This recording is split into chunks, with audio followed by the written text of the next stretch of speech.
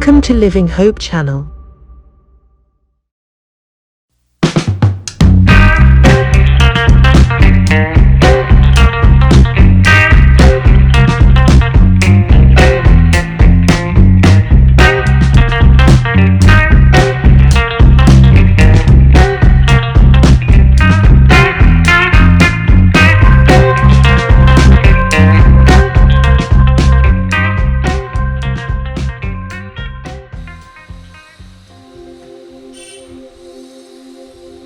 Hallelujah. धन्यवाद यीशु राजा, धन्यवाद पवित्र आत्मा, धन्यवाद राजा। Hallelujah hallelujah hallelujah. ओ यीशु मगा राजा, तेरे नाम की स्तुति हो, तेरे नाम की महिमा वो प्रभु जी। धन्यवाद के साथ आया हूँ प्रभु जी। Hallelujah hallelujah hallelujah.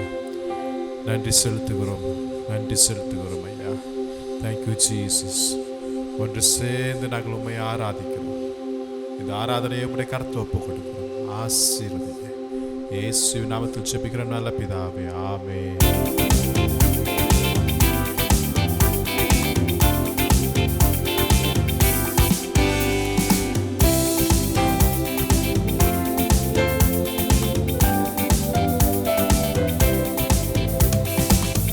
आराधना हो आत्मा से, आराधना हो सच्चाई से, हर एक चीज जिसमें हो प्राण यहोवा की आराधना करे। आराधना हो आत्मा से, आराधना हो सच्चाई से, हर एक चीज जिसमें हो प्राण यहोवा की आराधना करे। आराधना हो आत्मा से। यहोवा राफा, वो है तेरा चंगाई देने वाला, चंगा करता हाथों से छूकर आ तो उसके पास। यहोवा राफा, वो है तेरा चंगाई देने वाला, चंगा करता हाथों से छूकर आ तो उसके पास। बहता उसका लहू क्रूस के तले, बहता उसका लहू क्रूस के तले, आए जो भी उसके पास देता वो छुटकारा, आए जो भी उसके पास देता वो छुटकारा। आराधना हो आत्मा से, आराधना हो सच्चाई से, हर एक चीज जिसमें हो प्राण यहोवा की आराधना करे। आराधना हो आत्मा से, आराधना हो सच्चाई से, हर एक चीज जिसमें हो प्राण यहोवा की आराधना करे। आराधना हो आत्मा से। यहोवा शालोम, वो है तेरा शांति देने वाला,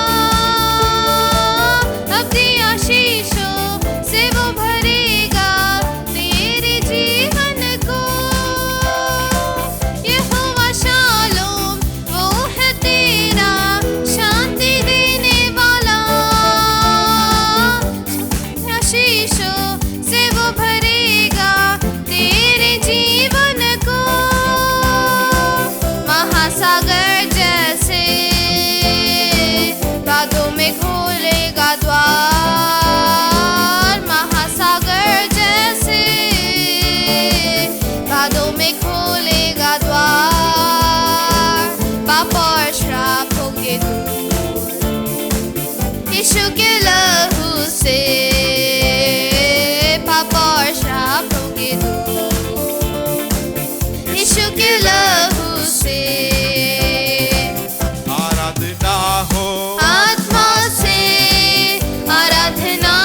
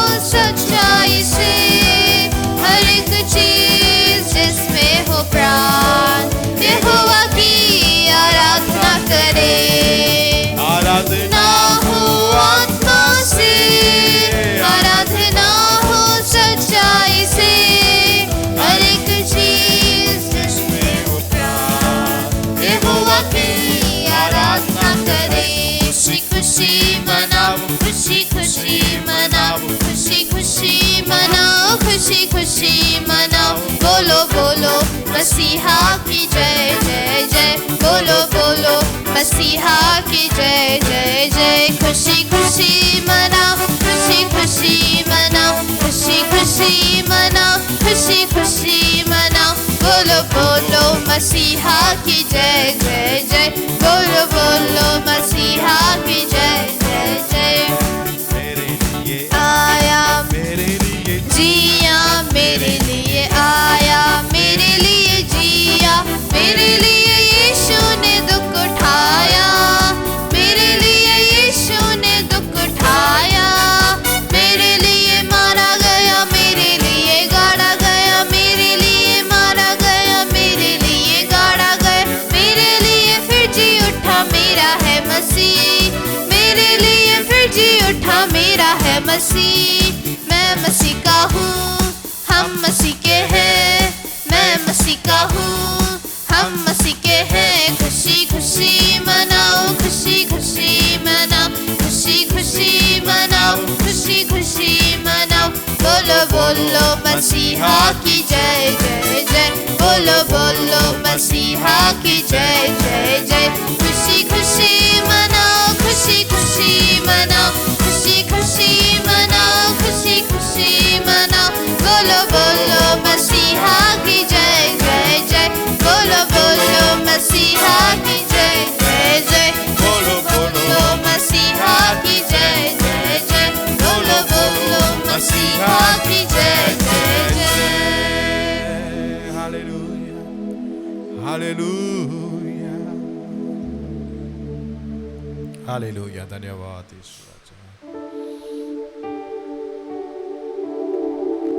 தேவகுமாரா தேவகுமாரா கொஞ்சம் நினைச்சிடுங்க, தேவகுமாரா தேவகுமாரா என்ன நினைச்சிடுங்க, தேவகுமாரா தேவகுமாரா கொஞ்சம் நினைச்சிடுங்க, தேவகுமாரா தேவகுமாரா என்ன நினைச்சிடுங்க. நீங்க நினைச்சா ஆசீர்வாதம் தான், என்ன மறந்தா இங்கே போவினா. நீங்க நினைச்சா ஆசீர்வாதம் தான், என்ன மறந்தா இங்கே போவினா.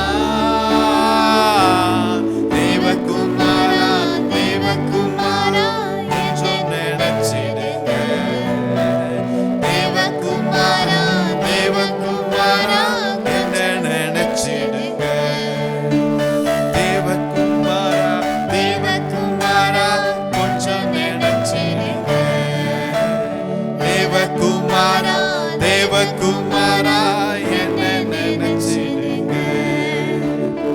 உடைந்த பாத்திரம் நான், அது உமக்கே தெரியும், தேவன் பயன்படுத்துகிறீர், இது யாருக்கு புரியும். உடைந்த பாத்திரம் நான், அது உமக்கே தெரியும், தேவன் பயன்படுத்துகிறீர், இது யாருக்கு புரியும். உறவாத என்னில் நீர் உறவாடி, நீங்க இல்லாம என் உலகம் விழிக்காதே. உறவாத என்னில் நீர் உறவாடி, நீங்க இல்லாம என் உலகம் விழிக்காதே.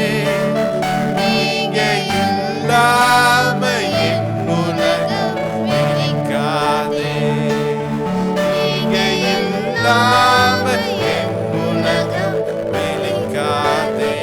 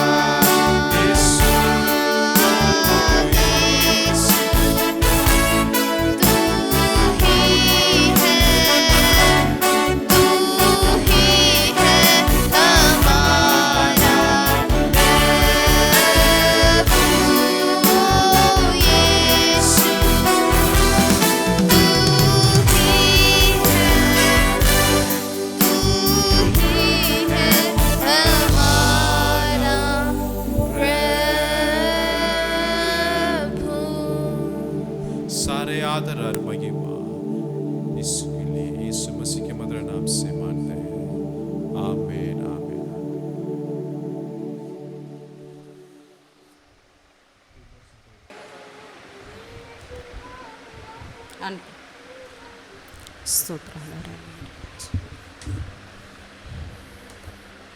ஆண்டவர் இரட்சகராகிய இயேசுவின் நாமத்தினால உங்களை ஒரு வாழ்த்தி வரவேற்கிறோம். हमारे उद्धारकर्ता प्रभु यीशु मसीह के नाम से आप सबों को हम स्वागत करते हैं. கர்த்தர் உங்களை ஆசீர்வதிப்பாராக. यहोवा परमेश्वर आपको आशीषित करे.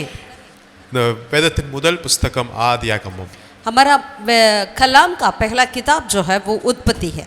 இந்த ஆதியாகமம் புத்தகத்தில் நீங்க பார்க்கும்போது ஆபிரகாமை குறித்து நிறைய காரியங்கள் எழுதப்பட்டிருக்கிறது. इस उत्पत्ति की किताब में देखते हैं तो अब्राहम के बारे में बहुत सारे बातें लिखा हुआ है. 75 வயசுல கர்த்தர் அவனை அழைத்ததும், 75 उम्र में परमेश्वर ने उनको बुलाया, 100 வயதுல கர்த்தர் அவனுக்கு ஈசாக்கை கொடுத்ததும், 100 उम्र में परमेश्वर ने उनके लिए इसहाक को दिया है. என்பது குறித்து நிறைய காரியங்கள் எழுதப்பட்டிருக்கிறது. इस तरह कई ऐसे बातों को हम पढ़ते हैं. அதேபோல நோவாவை குறித்தும் எழுதப்பட்டிருக்கிறது. वैसे ही नूह के बारे में भी लिखा हुआ है. ஆதாம் முதல் மனிதனை குறித்து எழுதப்பட்டிருக்கு. आदम जो पहला इंसान है, मनुष्य है, उनके प्रति भी लिखा हुआ है. ஆனா இதன் மத்தியில ஒரு 17 வயது நிரம்பின யோசேப்பை குறித்தும் எழுதப்பட்டிருக்கிறது. लेकिन इन लोगों के बीच में 17 साल ही हुआ है उस एक जवान के बारे में, यूसुफ के बारे में भी लिखा हुआ है. எல்லா சீனியர் மனிதர்களை பற்றியும் வயது முதிர்ந்த ஜனங்களை பற்றியும் எழுதி கொண்டிருக்கிற இந்த புஸ்தகத்துல யோசேப்பை குறித்து ஜஸ்ட் ஒரு 17 வயது யோசேப்பை குறித்து 14 சாப்டர்ல இந்த ஜெனிசிஸ்ல பரிசுத்த ஆவியானவர் கவர் பண்ணுகிறதை பார்க்க முடியுது. जो पवित्र आत्मा ने जो बड़े बड़े बूढ़े बूढ़े व्यक्तियों के बीचों में केवल 17 साल ही हुआ है एक जवान यूसुफ के प्रति 14 अध्याय को पवित्र आत्मा ने इस उत्पत्ति की किताब में लिखे हैं. அப்ப ஆவியானவர் ஏதோ ஒரு வயது முதிர்ந்தவருக்கு மாத்திரம் ஒரு முக்கியத்துவம் என்பது அல்ல, ஈவன் அந்த ஒரு யூத், ஒரு டீன் ஏஜ் உள்ள பிள்ளைகளையும் பரிசுத்த ஆவியானவர் கண்ணோக்கமாய் இருக்கிறார். पवित्र आत्मा केवल बूढ़े लोगों की और नहीं या अपनी उम्र में जो बड़े हैं उन्हीं लोगों की और नहीं, वरन एक जवान, एक टीनेजर के ऊपर भी अपना अपना मन लहाते हैं. வயது முதிர்ந்தவருடைய அனுபவம் நல்லதுதான், அதே சமயத்துல இந்த வாலிப பிள்ளைகள் மூலமாகவும் ஆவியானவருடைய கிரியைகள் வல்லமையா இருக்கிறது என்பதை இதன் மத்தியில நம்ம காண முடியுது. जरूर बड़े लोग, बुजुर्ग लोग हमारे लिए आशीष है, लेकिन उनके बीच में जवान की जीवन के प्रति कितने परमेश्वर सामर्थ्य से उनके जीवन में कार्य करते हैं करके उसे भी हमारे लिए आशीष का कारण होती है. ஒருவேளை இன்றைக்கு வாலிப பிள்ளைகளை பார்க்கும்போது பல காரணங்கள் சாக்கு போக்கு சொல்லிக் கொண்டு உலகத்திற்காக வாழ்ந்து கொண்டிருக்கிறார்கள். आज जवान को देखते हैं तो कई लोग जो है संसार के सदस्य बन जाते हैं, परमेश्वर को आज्ञा नया मानते हैं और संसार की ओर चले जाते हैं. ஆனா 5000 வருஷத்துக்கு முன்பாகவே இந்த ஆதியாகம புத்தகத்துல ஒரு 17 வயது நிரம்பின ஒரு வாலிபன் கர்த்தருக்காக வைராக்கியமாய் நின்றதை, பரிசுத்தமாய் நின்றதை இந்த வேதாகமம் நமக்கு சொல்லி கொடுக்கிறது உண்மை என்றால், இன்றைக்கும் நாமும் நம்முடைய வாலிப பிள்ளைகளும் கர்த்தருக்காக வல்லமையாயும் प्रकाशिक मुड़ियुम. यदि 5000 कुछ सालों के पहले एक जवान परमेश्वर के लिए इतनी जलन रखा है और परमेश्वर के लिए अपने आप को पवित्र रखा है, यदि वो वहाँ पर हुआ है तो आज भी जवान लोग हमारे बीच में वो भी परमेश्वर के लिए पवित्रता से रह सकेंगे. இந்த யோசேப்பை குறித்து நீங்க ஆதியாகமம் 37வது சாப்டர்ல இருந்து 50வது சாப்டர் வரையும் எழுதப்பட்டிருக்கிறதை நான் பார்க்க முடியுது. 37 अध्याय उत्पत्ति से लेकर 50वें अध्याय तक यूसुफ के बारे में इन सारे अध्याय में लिखा हुआ है.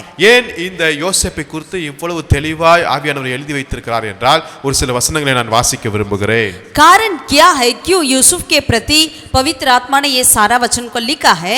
आइए देखेंगे, कुछ कारण को देखेंगे. ஆதியாகமம் 41வது அதிகாரம், उत्पत्ति 41 अध्याय को हम पलटें, அதுல 40வது வசனத்தை நான் வாசிக்கிறேன். उसकी 40वीं आयत को हम पढ़ते हैं. இந்த யோசேப்புக்கு கிடைத்த ஆசீர்வாதங்கள் என்ன?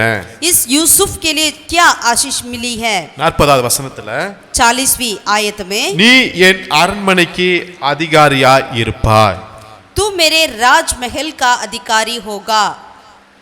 41ஆம் வசனத்துல 41 में, எகிப்து தேசம் முழுமைக்கும் உன்னை அதிகாரி ஆக்கினேன். तुझको मिस्र के सारे देश के ऊपर अधिकारी ठहरा देता हूँ. 45வது வசனத்துல 45 में, பார்வோன் யோசேப்புக்கு சாப்நாத் என்கிற பெயரிட்டு அவனுக்கு ஆஸ்நாத்தை ஒரு மனைவியாக தெரிந்து கொண்டு அவருக்கு திருமணம் பண்ணி வைத்தார். तब फिरौन ने यूसुफ का नाम सापनाथ भनेग रखा और उनके लिए आसनात से जो विवाह करा दिया. 55ஆம் வசனத்தில் வாசிக்கும்போது 55 में हम देखते हैं, பார்வோன் ஜனங்களை பார்த்து சொல்லுகிறார், நீங்கள் யோசேப்பிடத்துக்கு போய் அவன் உங்களுக்கு சொல்லுகிறபடி செய்கள் என்றார். 55 में हम देखते हैं फिरौन कहते हैं आप यूसुफ के पास जाओ और जो कुछ वह तुमसे कहें वही करो. அதே போல சங்கீதம் 105:22 நம்ம வாசிக்கும் போது 21:22ல भजन 105 का 20 और 21 में भी हम पढ़ सकते हैं, யோசேப்பு ஆஸ்திக்கெல்லாம் அதிபதி ஆகினார். यूसुफ जो है सारी संपत्ति को फिरौन की अधिपति ठहराया गया है. பாருங்களேன் என்னென்ன ஆசீர்வாதங்கள் யோசேப்புடைய லைஃப்ல கிடைக்குது. आप देखिएगा यूसुफ के जीवन में क्या क्या आशीषें मिला है. இது அவருடைய 30வது வயதுல எல்லா ஆசீர்வாதங்களும் அவன்கிட்ட வந்து சேர்கிறது. यानी उनकी 30 उम्र में ही उनके पास सारी आशीषें आ पहुंची. ஆனா இந்த ஆசீர்வாதத்திற்கு அடிப்படை தளமாக 37ஆம் அதிகாரத்திலிருந்து, அதாவது அவர் 17வது வயசுல இருந்து இது ஆரம்பிக்கப்படுகிறது. ये सारी बातों की शुरुआत जो है 37वीं अध्याय में ही शुरू होती है. ஆமென். ஆமென். என்ன ஆசீர்வாதம்? क्या क्या आशीषें थी? எகிப்து தேசத்தில் இருக்கிற அரண்மனைக்கு அதிகாரியானான். मिस्र की राजमहल के अधिकारी बना. அதுக்கப்புறம் எகிப்து தேசம் முழுமைக்கும் அதிகாரியானான். फिर सारे मिस्र के लिए उन्होंने अधिकारी ठहराया गया. மூன்றாவதாக பார்வோனே முன்னின்று யோசேப்புடைய திருமணத்தை நடத்தி வைத்தார். तीसरा फिरौन खुद ही उन्होंने यूसुफ के लिए शादी करवाया, विवाह करवाया. நாலாவதாக எகிப்தில் இருக்கிற எல்லா ஜனங்களுக்கு வேண்டிய தானியம் யோசேப்பிடத்தில் தான் உண்டுன்னு பார்வோன் சொல்லிட்டாரு. चौथा कार्य सारे मिस्र की जो भोजन वस्तु जो है वो यूसुफ के पास ही है करके फिरौन कह दिया. ஐந்தாவதாக எல்லா ஆஸ்திகளுக்கும் உடையவனானான் யோசேப்பு. पांचवी कार्य सारी संपत्ति का अधिकारी ठहराया है. என்ன ஆச்சரியம்னா, क्या आश्चर्य की कार्य है. 30 வயதிலே எல்லாவற்றையும் அவர் பெற்றுக்கொண்டார். अपने 30 उम्र में ही उन्होंने सब कुछ पा लिया है. 30 வயதிலே அவன் பெற்றுக்கொண்டதெல்லாம் அவனுடைய சொந்த நாட்டில் அல்ல, அந்நிய நாட்டில். அதுதான் ரொம்ப முக்கியம். मुख्य की बात यह है कि उन्होंने अपने 30 उम्र में अपने देश में इन सारी आशीष को नहीं पाया, वरन एक अन्य देश में पाया है. இவன் பெற்றுக்கொண்ட எல்லா ஆசீர்வாதங்களும் எப்படி என்றால், எந்த நாட்டிற்கு அவன் அடிமையாய் விற்கப்பட்டு வந்தானோ அந்த நாட்டில் அவனுக்கு கிடைத்த ஆசீர்வாதமாக இருக்கிறது. यानी इनको ऐसा आशीष मिला है, जिन देश में इनको एक गुलामी बनाकर भेजा गया, वही देश में, उस देश में ही इन्होंने सारी आशीष को प्राप्त किया है. ஆமென். आमीन. 30 வயதில் அவன் எல்லாவற்றையும் அவன் அனுபவிக்க கர்த்தர் உதவி செய்தார். अपने 30 उम्र में ही उनको सब कुछ अनुभव करने के लिए परमेश्वर ने इनको मदद किया है. அதனால தான் இந்த யோசேப்பை குறித்து கிட்டத்தட்ட 14 சாப்டரை கர்த்தர் அவனுக்காகவே ஒதுக்கி வைத்து விட்டார். इसीलिए यूसुफ के बारे में 14 अध्याय को पवित्र आत्मा ने उन्हीं के लिए ही अलग कर दिया है. சோ நாமும் விசேஷமாக நம்முடைய பிள்ளைகளும் நம்முடைய வாலிப பிள்ளைகளுக்கு இவன் பெரிய எடுத்துக்காட்டா இருக்கிறதை நான் பார்க்க முடிகிறது. तो हम ये देख सकते हैं हमारे लिए अपने जवान बच्चों के लिए यूसुफ जो है बहुत बड़ा एक उदाहरण बन जाता है. ஆமென். आमीन. ஓகே, இப்படிப்பட்ட ஆசீர்வாதங்கள் இவனுக்கு முதலாவது எப்படி கிடைக்க ஆரம்பிக்கிறது என்றால், ऐसे आशीषों यूसुफ के पास किस तरह आई है. இது 37வது சாப்டர்ல ஆரம்பிக்கிறது. 37 अध्याय में ये सारी बातें शुरू होती हैं. அதாவது அவனுடைய 17வது வயதுல ஆரம்பிக்கப்படுகிறது. यानी उनकी 17 उम्र में ये शुरू हुआ है. ஒரு +1 ஒரு +2 படிக்கிற பிள்ளைகளை பார்த்துங்களேன். यानी मानिएगा एक 11वीं या 12वीं पढ़ते हैं बच्चे, उनकी उम्र में அங்கு அவனுக்கு ஒரு 2 சொப்பனம் காணப்படுகிறது. वहां पर उन्होंने 2 सपना को देखा है. அந்த 2 சொப்பனத்துடைய காரியங்களை அவன் பார்த்துட்டு அதை தன் சகோதரர்கள்ட்டையும் தன் பெற்றோர்கள்ட்டையும் சொல்லுகிறார். जैसे उन्होंने 2 स्वप्न को देखा है, उन्होंने क्या किया, अपने भाइयों के पास, अपने माता पिता के पास उसके प्रति बताया. 37வது அதிகாரம் 7ஆம் வசனத்துல முதல் சொப்பனம் இப்படியா இருக்கிறது. 37 अध्याय उत्पत्ति का उसका 7वीं अध्याय में पहला स्वप्न इस तरह है. நாம் வயலில் அறுத்த அரிகளை கட்டி கொண்டிருந்தோம், அப்பொழுது என்னுடைய அரிக்கட்டு நிமிர்ந்திருந்தது, உங்கள் அரிக்கட்டுகள் என் அரிக்கட்டை சுற்றி வணங்கி நின்றது என்றான். हम लोग खेत में फूले बांधे रहे थे और क्या देखता हूँ कि मेरा फूला उठकर सीधा खड़ा हो गया, तब तुम्हारे फूलों ने मेरे फूलों को चारों तरफ से घेर लिया और उसे दंडवत किया. இதை அவர் தன்னுடைய சகோதரர்கிட்ட சொல்லும்போது சகோதரர்கள் ரொம்ப கோபம் அடைந்தார்களாம் அவன் மேல. जब इन बातों को उन्होंने अपने भाइयों से बताया था, वे बहुत ही गुस्सा किया है அதிக அதிகமாய் அவனை பகைக்க ஆரம்பித்தார்கள். और बहुत उनको विरोध करने लगे. திருப்பி இன்னொரு ஒரு சொப்பனை பார்க்கறாரு. फिर और एक स्वप्न को उन्होंने देखा. 9வது வசனத்துல 9 आयत में, நான் இன்னும் ஒரு சொப்பனத்தை கண்டேன், சூரியனும் சந்திரனும் 11 நட்சத்திரங்களும் என்னை வணங்குகிறது. திருப்பி போய் அந்த சொப்பனத்தை சொல்றாரு. मैंने और एक स्वप्न देखा और अपने भाइयों से उसका भी यूं वर्णन किया. सुनो, मैंने और एक स्वप्न देखा कि सूर्य और चंद्रमा और 11 तारे मुझे दंडवत कर रहे हैं. ஆல்ரெடி ஒரு சொப்பனத்தை சொன்னதுனால பகை எழும்பிடுச்சு. இவன் பையன் திருப்பியும் இன்னொரு சொப்பனத்தை சொல்லும்போது இன்னும் பயங்கரமான கோபம் வந்துருச்சு. पहले से इन्होंने सपना को बताया तो बहुत ही गुस्सा किए उनके भाई लोग. अब दूसरा भी बताया था और बहुत क्रोध करने लगे. இந்த சொப்பனம் என்பது சாதாரண காரியம் அல்ல. கர்த்தர் அவன் வாழ்க்கையில கொடுக்கிற ஒரு பெரிய दर्शनमा இருக்கிறது. ये स्वप्न जो है एक साधारण कार्य नहीं है, परमेश्वर उनके जीवन में दिया हुआ एक बहुत बड़ा एक दर्शन है. ஒருவேளை அன்னைக்கு அவன் இருந்த அந்த சூழ்நிலைக்கும் இந்த சொப்பனத்திற்கும் சம்பந்தமே இல்லாம இருக்கலாம். शायद उन दिनों में जो यूसुफ था उसी का और उनके स्वप्न का कोई संबंध नहीं रहा होगा. ஆனா கர்த்தர் உங்க வாழ்க்கையில ஒரு காரியத்தை ஒரு தரிசனத்தை குறித்தார் என்றால் அதை முழுமையாய் நீங்கள் விசுவாசியுங்கள்.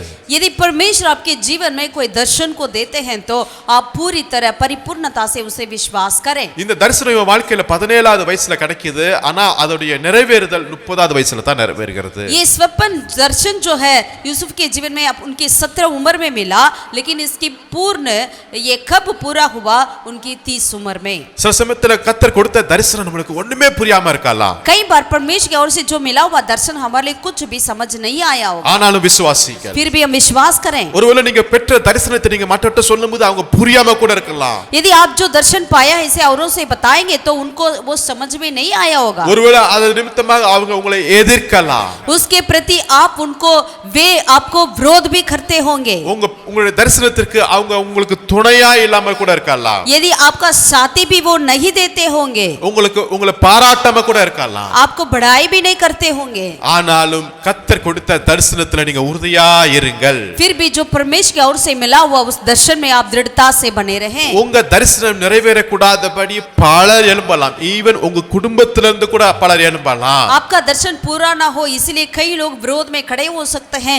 यहाँ तक कि आपकी खुद की परिवार वाले भी आपका विरोध खड़े हो सकते हैं. ஆனாலும் உங்க தரிசனத்துல உறுதியா இருங்க. फिर भी आपकी दर्शन में आप दृढ़ बने रहें. உங்க சொப்பனத்தின் நிமித்தமாக அவனுக்கு சொப்பனக்காரன்னு ஒரு புதிய டைட்டில் நேமே கொடுத்துட்டாங்க. अब सपना देखा है इसीलिए आपका नाम भी निकनेम भी ये सपना देखने वाला करके भी वो बताते क्यों ना हो. ஆனாலும் உங்க தரிசனத்துல உறுதியா இருங்கள். लेकिन फिर भी आप अपने दर्शन में अटल बने रहें. உங்க தரிசனத்தை நிறைவேற்றுவதற்கு உங்க குடும்பத்துல உங்க பக்கத்துல உங்க நண்பர்கள் மத்தியில யாருமே இல்லைனாலும் பரவாயில்ல, கர்த்தர் நிறைவேற்ற அவர் உங்களுக்கு துணையாய் நிற்கிறார். यदि आपका दर्शन को पूरा करने के लिए आपके पास कोई भी खड़े ना हो, आपका दोस्त आपका परिवार या कोई भी ना हो, लेकिन परमेश्वर आपके साथ खड़े होते हैं. ஹல்லேலூயா. हालेलुया. ஈவன் அவங்க அப்பா கூட அந்த காரியத்துல எதிர்த்து நின்றார்கள். यहाँ तक कि उनकी यूसुफ की पिताजी भी उनको विरोध करते थे. ஆமென்.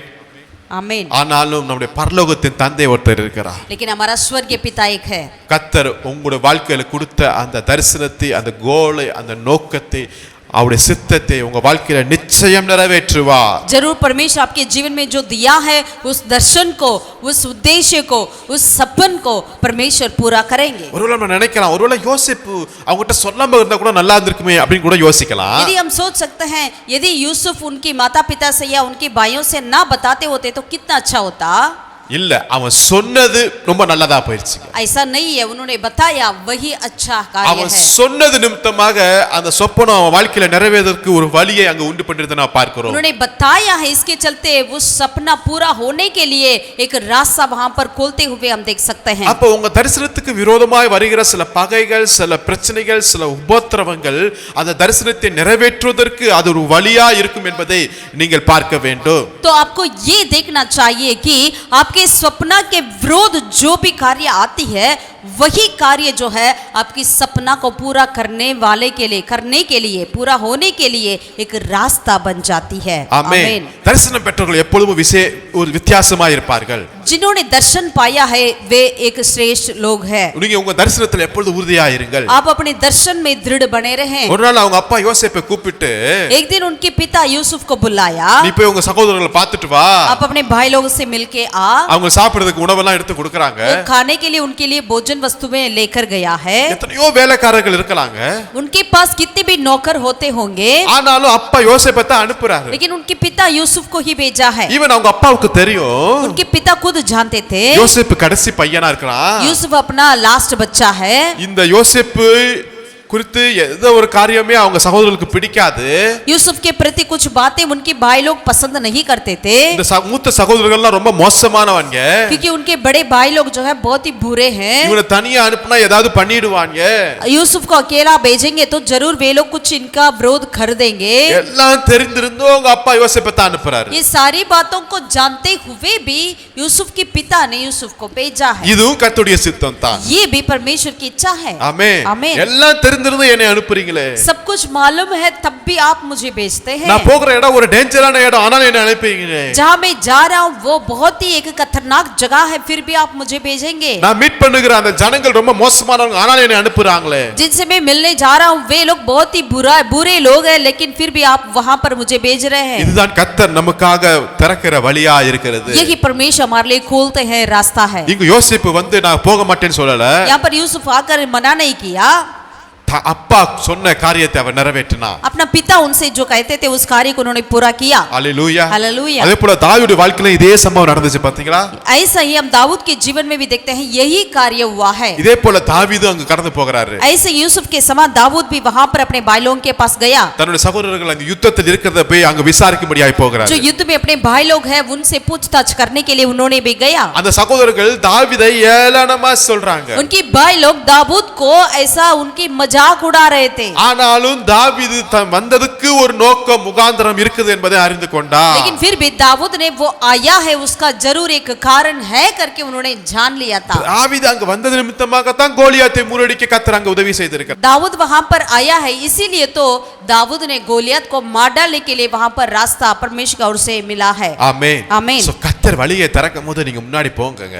यदि परमेश्वर आपके लिए रास्ता खोलते हैं आप आगे जाइए। அது ஒரு புதிய வழியா இருக்கலாம். वो एक नई रास्ता हो सकता है, அது உங்களுக்கு புரியாத வழியா இருக்கலாம். या आप नहीं भी समझते हो, அது உங்களுக்கு டேஞ்சரான வழியா या இருக்கலாம். खतरनाक भी हो, ஆனாலும் கர்த்தர் உங்களுக்கு முன்பாக போகிறார். लेकिन परमेश्वर यहोवा आपके सामने सामने आगे आगे चलते தரிசனம் हैं। நிறைவேறுவதற்கு அதுவே வழியா இருக்கிறது. आपका दर्शन पूरा होने के लिए वही एक रास्ता बन जाती है। ஆமென். आमीन। அதாவது இது 17 வயசுல இருந்து यानी ये 17 उम्र से लेकर 30 வயசு வரையும் 30 उम्र तक அவன் பெற்ற வாக்குத்தத்தம் தரிசனம் நிறைவேறும் வரை जब तक उनकी वचन उनका जो वायदा पाया है वो पूरा होने तक, அந்த இடையில இருக்கிற கேப் இருக்கு பாத்தீங்களா? जो बीच में जो गैप है அது மிகுந்த போராட்டமான வழியா இருக்கலாம். वो बहुत ही कठिन था कि वक्त क्यों ना हो, ஏனென்றால் கர்த்தர் நம்மை உருவாக்குகிற வழியா இருக்கிறது அது. क्योंकि वही रास्ता जो है परमेश्वर आपको और मुझको बनाते हैं। நம்ம பெற்ற தரிசனம் உடனே நாளைக்கே நிறைவேறுமா சொல்ல முடியாது. जो हमने दर्शन पाया है वो कल ही पूरा होगा क्या हम नहीं बता सकते। இதற்காக கர்த்தர் சில காரியங்களை நமக்கு பழக்குவிக்கிறார். इसके लिए परमेश्वर कई बातों को हमारे लिए सिखाते हैं, சில புதிய அனுபவங்களை கொடுக்கிறார். कुछ नया अनुभव को देते हैं, சில புதிய காரியங்களை கற்றுக்கொள்ள கிருபை कुछ செய்கிறார். नई कार्यों को सीखने के लिए मदद करते हैं। அங்கு ஒரு குழியா இருக்கலாம், वो एक गड्ढा क्यों ना हो, அங்கு ஒரு மரண பள்ளத்தாக்கா இருக்கலாம், या वो मृत्यु की तराई क्यों ना हो, அங்கு ஒரு வனாந்தரமா या இருக்கலாம், वनांतर क्यों ना அங்கு हो, ஒரு சோதனை கூட இருக்கலாம், या वहां पर एक परीक्षा के स्थान क्यों ना हो, ஒரு சிங்க கெபியா இருக்கலாம், या शेर की गुफा क्यों ना हो, அக்கினி சூளையா இருக்கலாம். आग की भट्टे क्यों ना हो। நான் ஒண்ணே ஒண்ணு நினைத்துக் கொள்ளுங்க, एक ही बात को याद रखें, ஏது வந்தாலும் பரவாயில்லை, कुछ भी आए क्यों ना हो, கர்த்தர் என்னோட கூட இருக்கிறார். यहोवा परमेश्वर मेरे साथ है। என்றால் வசனம் சொல்லுகிறது, क्योंकि वचन कहती है கர்த்தர் யோசேப்போடு கூட இருந்தார். यहोवा परमेश्वर यूसुफ के साथ साथ रहे। ஆமென். ஆமென். ஹalleluya. ஹalleluya. பெற்ற தரிசனத்துல உண்மையாய் உறுதியாய் விசுவாசத்தோடு இருங்க. आप अपने जो दर्शन पाया है उसमें विश्वास के साथ दृढ़ता से अटल बने रहें। 30வது வயதுல அது எல்லாவற்றையும் கர்த்தர் வாழ்க்கையில நிறைவேற்றினார். उनकी 30 उम्र में परमेश्वर ने उस सारी वचन को पूरा किया இப்ப है। யோசேப்பு எல்லாத்தையும் எடுத்துட்டு போறார் சகோதரரை பார்க்க. अब यूसुफ अपने सारे भोजन वस्तु लेकर अपने भाइयों से मिलने के लिए निकला है। அங்க போய் பார்த்தா அந்த இடத்துல சகோதரர்கள் இல்ல. वहां जाकर देखते हैं तो उनकी भाई लोग वहां नहीं था। நம்ம என்ன செய்வோம், உடனே ரிட்டர்ன் ஆகி வந்துட்டே இருப்போம். हम होते तो क्या करते, हम तुरंत ही वापस लौटते होंगे। நல்ல வேளை கர்த்தர் நம்மளை தப்புவித்தார் என்று சொல்லி. अच्छा हुआ कि परमेश्वर ने हमें बचा लिया। நல்ல வேளை சத்துருக்கள் எதிராளிகள் எல்லாத்தையும் கர்த்தர் எங்கோ சிதறடிச்சிட்டாருன்னு சொல்லி. अच्छा हुआ कि परमेश्वर ने मेरे शत्रुओं को कहीं पर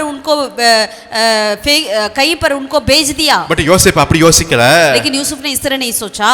தன் தகப்பன் கொடுத்த வேலையை நிறைவேற்றுவதற்கு அவர் உண்மை உள்ளவராய் இருந்தார். अपना पिता ने जो काम दिया है उसे पूरा करने के लिए उन्होंने आगे था. அங்க போய் விசாரிக்கிறாரு.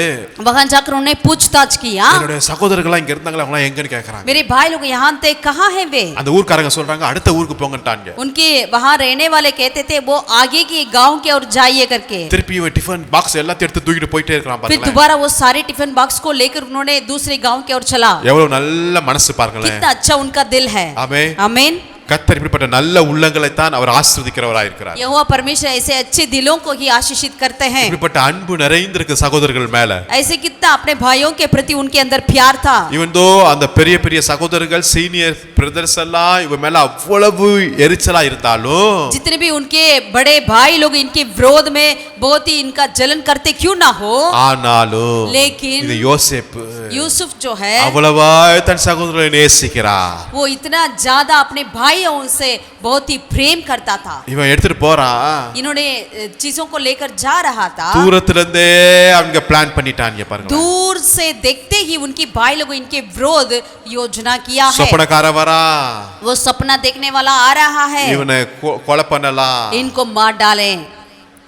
இந்த யோசேப்பையும் இயேசு கிறிஸ்துடைய லைஃபை நீங்க பார்க்கும்போது நிறைய காரியங்கள் ஒத்து போகுங்க. यदि यूसुफ और यीशु मसीह के जीवन को देखते हैं तो कई बातें मिलजुलती है. ஆமென். आमीन. எவ்வளவு ஒரு பெரிய ஆச்சரியமா இருக்குது. वो कितना आश्चर्य की कार्य है.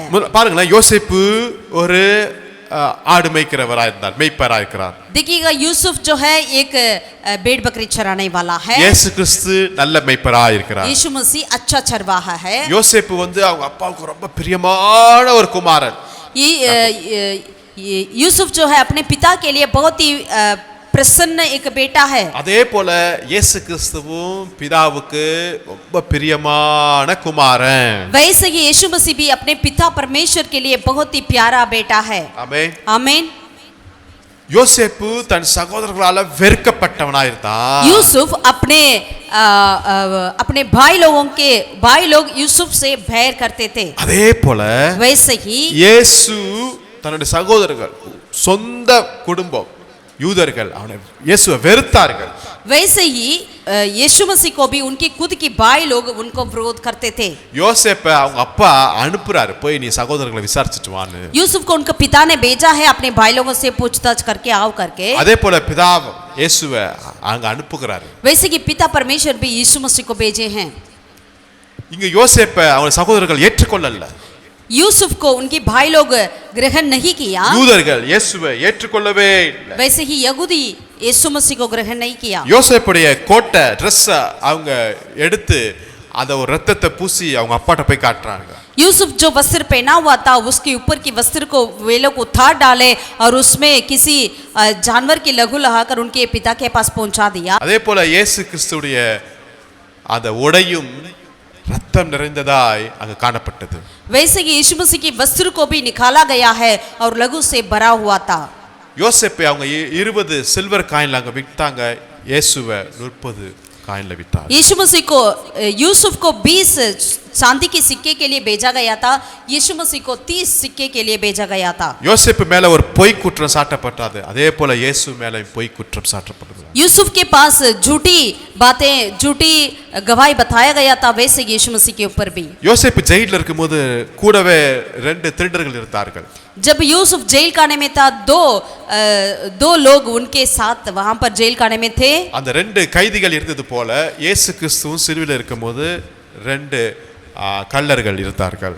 जैसे उनके साथ 2 कैदी लोग थे, वैसे ही यीशु मसीह जब क्रूस पे थे उनके साथ 2 चोर को वहां पर क्रूस पे लगवाया है. சிறைச்சாலையில் யோசேப்பு இருக்கும்போது ஒரு கைதி உயர்த்தப்பட்டார், ஒரு கைதியோட வாழ்க்கை முடிந்தது போல இங்கேயும் இயேசு சிலுவையில் இருக்கும்போது ஒரு கள்ளன் இயேசுவோட கூட அங்க பரதேசிக்கு போனான், இன்னொரு கள்ளனுடைய வாழ்க்கை முடிந்தது.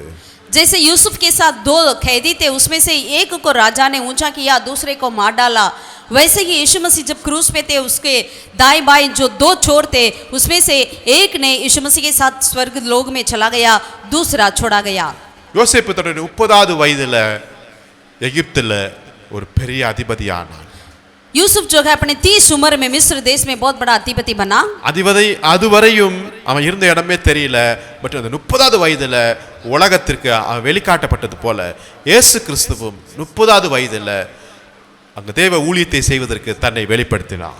जिस तरह यूसुफ ने अपने 30 उम्र में ही ये सारे संसार उनको जानने लगा, उनको प्रकट हुआ था, वैसे ही तब तक उनका पता नहीं था, वैसे ही यीशु मसीह भी अपने 30 उम्र में अपनी सेवकाई को शुरुआत किया है। आमेन आमेन। ஒரு 17 வயது நிரம்பின யோசேப்பு வாலிபன் பையன், 17 उम्र वाले यूसुफ एक जवान, புதிய ஏற்பாட்டு இயேசு கிறிஸ்துவுடைய வாழ்க்கையை பல காரியங்களை தன்னோட வாழ்க்கையில அவன் பிரதிபலிச்சிட்டு இருக்கிறான். यीशु मसीह नया नियम के यीशु मसीह के जीवन को कई कार्य में वो प्रकट करता है यूसुफ ने। இதனால தான் பரிசுத்த ஆவியானவர் 14 சாப்டரை யோசேப்புக்காகவே ஒதுக்கி வைத்து விட்டார். इसीलिए पवित्र आत्मा ने 14 अध्याय को यूसुफ के लिए अलग कर रखे हैं। இன்னைக்கு நம்முடைய வாழ்க்கை இயேசுவை பிரதிபலிக்கிறதா இருக்கிறது. आज हमारा जीवन यीशु मसीह को प्रकट करना चाहिए। ஆமென் आमीन। இன்னைக்கு ஆவியானவர் நமக்குள்ள இருக்கிறார். आज पवित्र आत्मा हमारे अंदर वास करता है। எத்தனையோ காரியங்களை நீங்க யோசேப்பு போல பல விதமான இக்கட்டான சூழ்நிலைக்குள்ள நீங்க போய் கொண்டிருக்கலாம். आप भी यूसुफ के समान कई ऐसे संकटों के बीच में गुजरते क्यों ना हो, பட் ஒண்ணே ஒண்ணு நான் சொல்ல முடியும், लेकिन एक बात को कह सकते हैं, கர்த்தர் உங்களோட கூட இருக்கிறார். यहोवा परमेश्वर आपके साथ है। ஆமென் आमीन। கர்த்தர் உங்களோட கூட இருக்கிறார். यहोवा आपके साथ है। பல காரியங்கள் யோசேப்பு குறித்து நம்ம பார்த்துட்டே இருக்கலாம். ऐसे कई बातों को यूसुफ के प्रति हम ध्यान कर सकते हैं। கர்த்தர் சித்தமானால் மீண்டும் அடுத்த வாரம் நாம பார்க்கலாம். यहोवा की परमेश्वर के अनुग्रह से अगले हफ्ते हम उस कार्य को देखेंगे। சோ கர்த்தர் உங்க வாழ்க்கையில கொடுத்த அவருடைய சித்தத்தை அவர் நிறைவேற்ற அவர் உண்மை உள்ளவர். நீங்க அந்த சித்தத்தை விசுவாசிங்க, தொடர்ச்சியா அதுல நீங்க பயணித்துக் கொள்ளுங்க.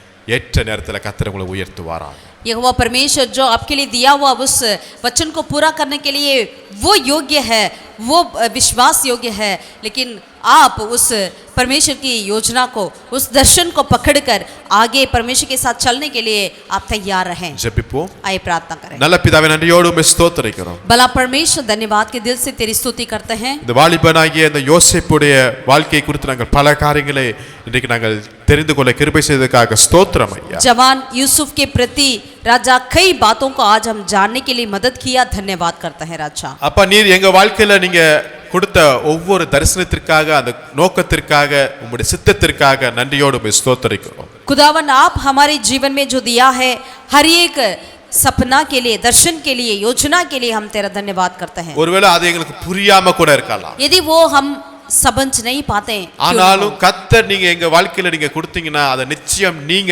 நிறைவேற்றுவீங்க சுவாமி. लेकिन यदि परमेश्वर ही उस कार्य को हमारे जीवन में दिए हैं तो आप जरूर उसे हमारे जीवन में पूरा करेंगे। நாங்க விசுவாசிக்கிறோம், हम विश्वास करते हैं ஏற்ற நேரம் வரும், उचित समय पर அதை நிறைவேற்றுகிற உண்மை உள்ளவர். आप उसे पूरा करने के लिए विश्वास योग्य है। நாங்க பெற்ற வாக்குத்தத்தம் எங்க வாழ்க்கையில நிறைவேறும் என்று நாங்கள் விசுவாசிக்கிறோம். जो वायदा हमने पाया है अपने जीवन में वो जरूर पूरी होगी। ஆமென். आमीन। விசேஷமாக யோசேப்பு போல இருக்கிற ஒவ்வொரு வாலிப பிள்ளைகளுக்காக நாங்கள் விசேஷமாக ஜெபம் பண்ணுகிறோம். विशेषता से प्रभु यूसुफ के समान जो जवान बच्चों हैं उनके लिए हम प्रार्थना करते हैं। அவர்களும் இந்த நாட்களில் இருக்கிற யோசேப்பை போல அவர்கள் எழுந்து நிற்க, பிரகாசிக்க, பரிசுத்தமாய் வாழ நாங்கள் ஜெபிக்கிறோம் ஐயா. वे भी यूसुफ के समान प्रभु इन दिनों में उठकर खड़े हो जाएं और पवित्रता से अपने जीवन को जी सकें परमेश्वर के नाम की महिमा के लिए। நாங்கள் எங்க வாழ்க்கையில எல்லா காரியத்திலையும் நேரத்திலையும் இயேசுவை உம்மை பிரதிபலிக்க எங்களுக்கு கிருபை செய்வீராக. हम अपने जीवन के हर एक कार्य में यीशु मसीह को ही हम प्रकट करें, उसके लिए हमें मदद कर राजा। எங்கள் ஒவ்வொருவருக்கும் நீங்க உதவி हम செய்வீராக. सबके लिए आप मदद कर, ஆசீர்வதிங்க. आशीष कर। மீட்பர் இயேசு நாமத்தில் ஜெபிக்கிற எங்கள் ஜீவனுள்ள நல்ல பிதாவே. उद्धार करता यीशु के नाम से हम प्रार्थना करते हैं, मेरे जीवित परमेश्वर। ஆமென். आमीन। ஆமென். கர்த்தர் உங்களை ஆசீர்வதிப்பார். यहोवा परमेश्वर आप सबको आशीषित करे। Thank you. Praise the Lord. आमीन।